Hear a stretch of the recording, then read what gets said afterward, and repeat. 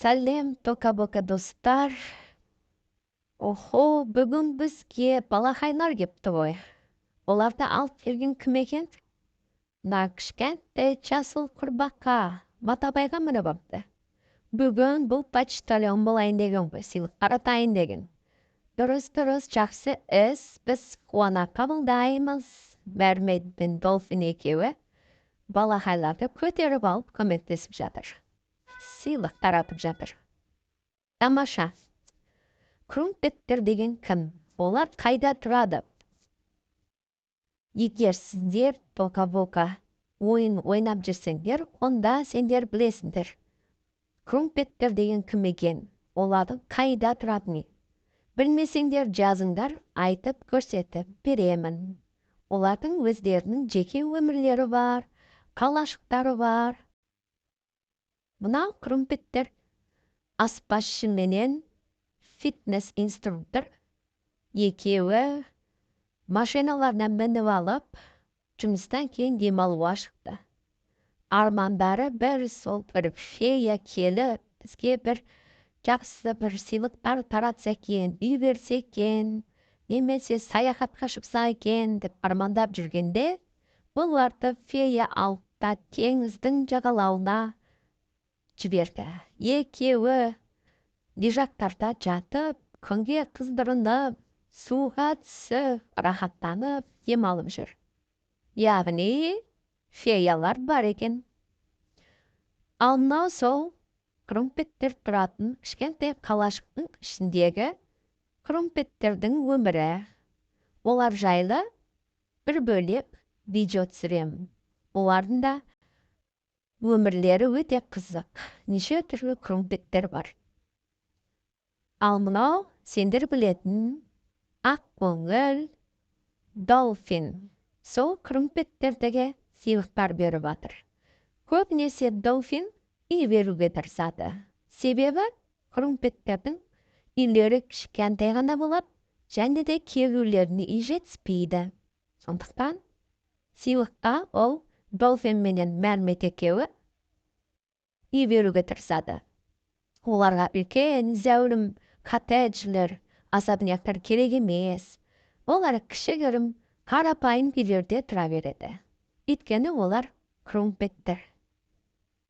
Ал мынау енді күні-түні түсіп атқан өте көп сыйлықтар келіп жатыр, өте көп. Оны алушылар да көп. Мынау Долфин өзінің әдемі спортивкасы менен розовый шапкасын киіп алып, қоян шапкасын қайтадан сыйлықтар тұға кірісті. Ал Мәрмет оған көмектеседі.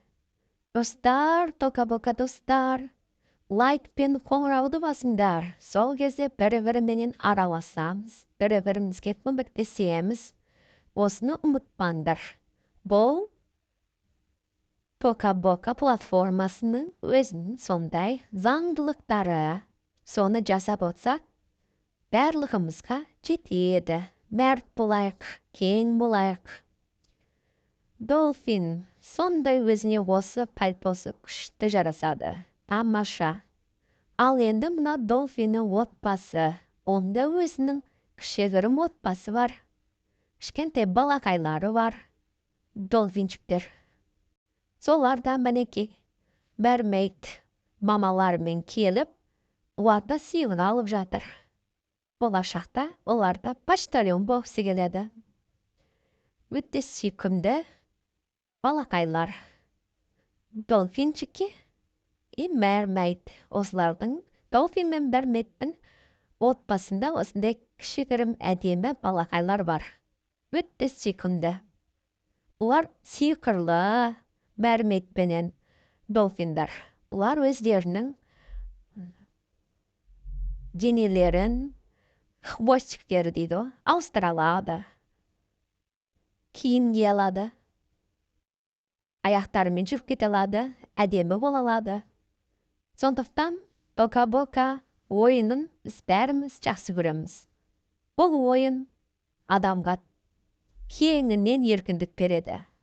Әсіресе кішкентай балаларға жақсы, сондай-ақ олардың әжесі мен аталарына жақсы. Бірге отырып ойнаса, барлығының ойлары, ойындары қызықты болады.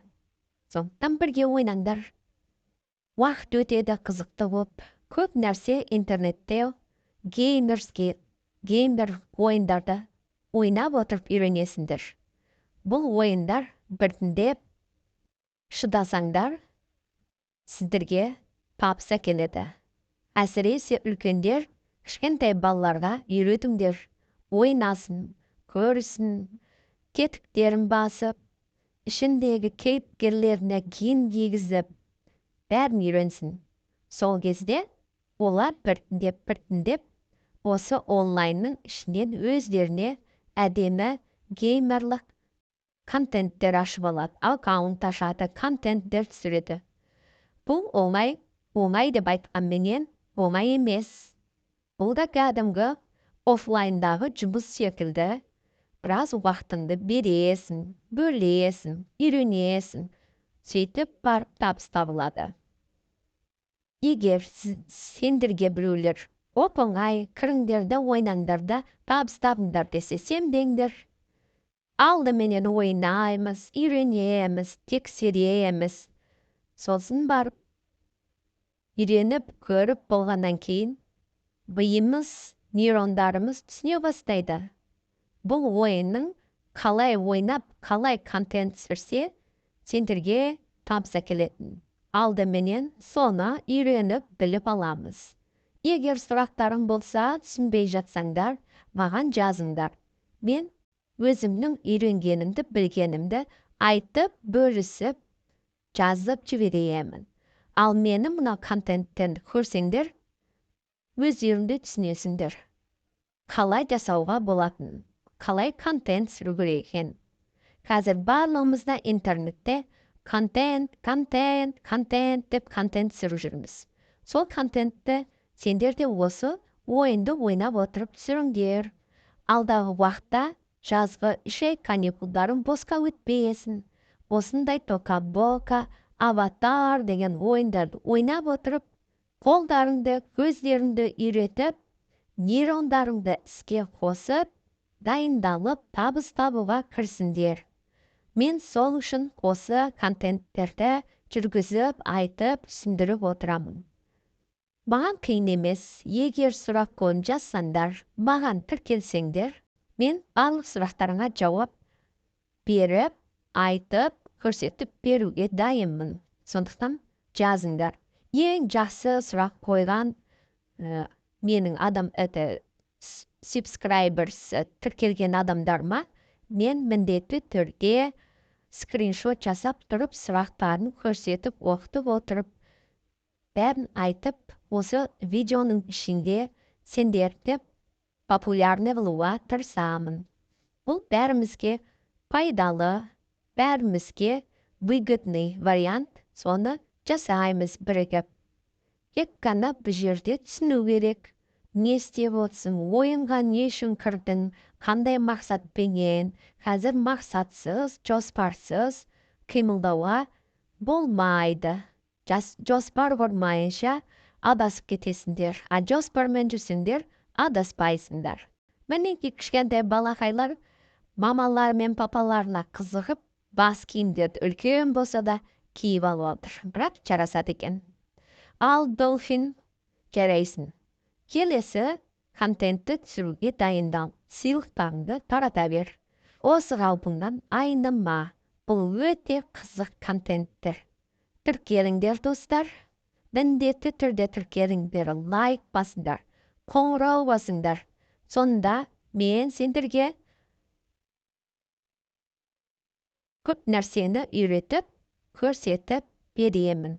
Тек жазыңдар, лайк басыңдар, тіркеліңдер.